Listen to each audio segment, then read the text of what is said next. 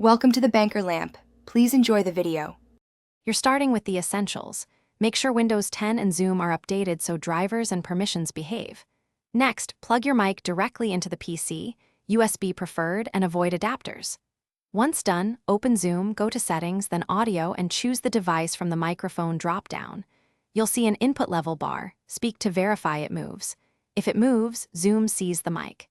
If not, leave this window open while we proceed to system-level checks. Now you'll fix Windows-level blocks and driver issues. Go to Settings, Privacy, Microphone, and make sure microphone access is on for apps and specifically for Zoom. Then right-click the speaker icon, open Sound Settings, pick your input device, and click Test. Speak to confirm input.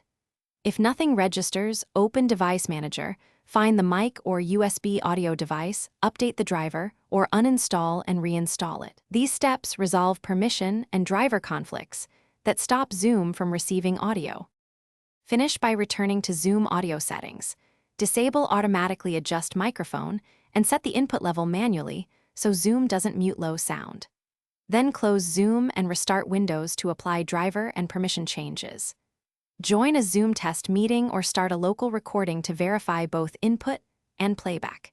If you still have no mic, swap in another microphone or create a new Windows user to see if the problem is a corrupted profile. That isolation tip often reveals where the fault lies. Thanks for watching. If this was helpful, leave a like and consider subscribing. See you next time.